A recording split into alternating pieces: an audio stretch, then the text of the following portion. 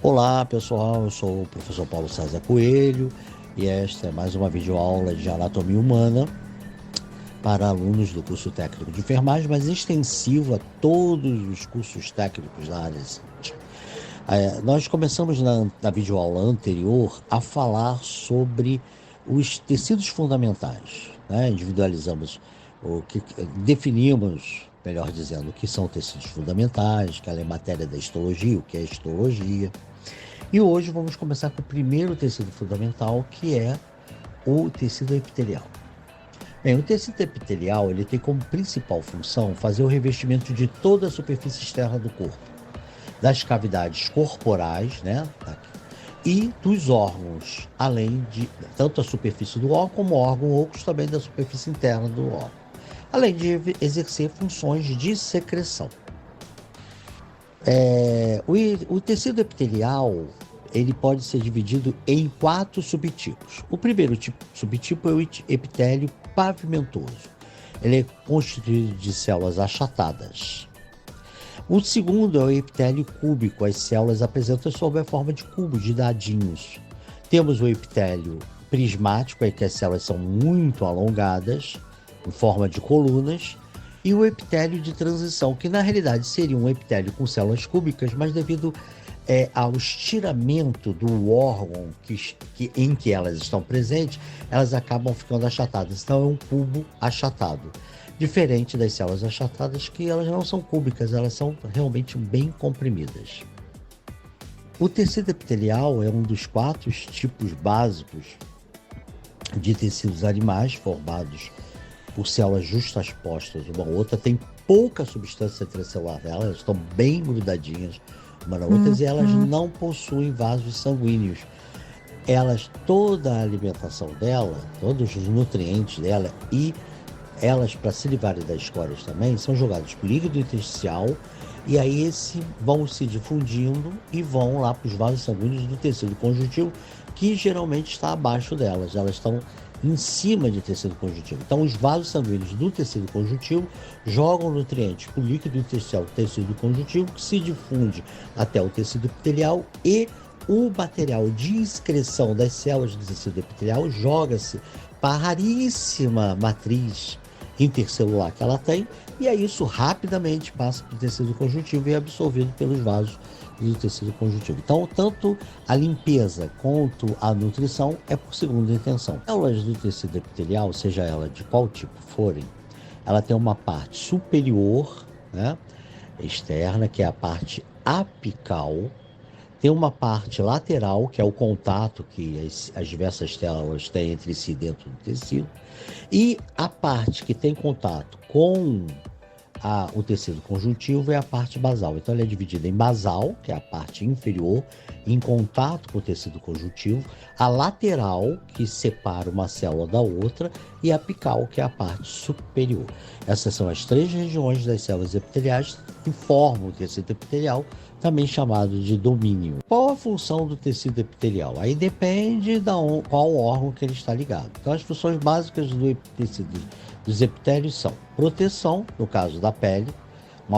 Ela não é sinônimo de pele, mas uma boa parte da pele, a parte mais superficial, é de tecido epitelial. Ela também é responsável por absorção, no caso do intestino delgado e grosso, que as células epiteliais ali presentes são especializadas em absorver os nutrientes. Transporte de substâncias sobre a superfície, é o caso tem algumas células epiteliais que têm prolongamentos que formam, que a gente chama de cílio, e que se movem. Então, por exemplo, todas as vias aéreas superiores e inferiores, ela tem esses cílios.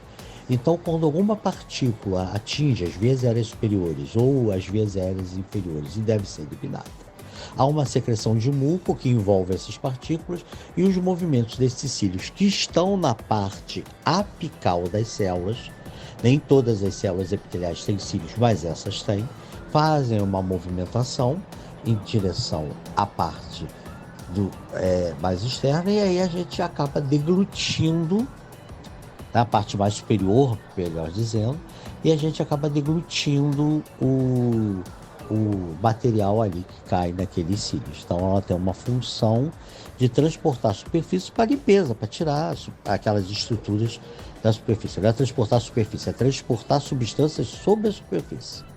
Não confunda transporte através da célula, não, é transportar na luz. Os cílios vão se movimentando, transportando na luz. Se esses cílios tiverem algum distúrbio que tornam imóveis, alguns tipos de gases pode fazer isso, ou congenitamente ele pode ter alterações na sua forma que tornam imóveis, ou na ausência dos cílios, como acontece em pessoas grandes fumantes, pode ter uma metaplasia do tecido epitelial e perder os cílios. A gente vai ter dificuldade de eliminar coisas das vias aéreas inferiores e superiores. E aí tem que ficar fazendo pigarro, tem que tossir para tentar tirar aquilo dali, né? Bem, também o tecido epitelial tem a função de secreção, como nas glândulas exócrinas, né? O tecido epitelial está presente, ele é responsável por secreção para dentro de canalículos e esse para fora da glândula.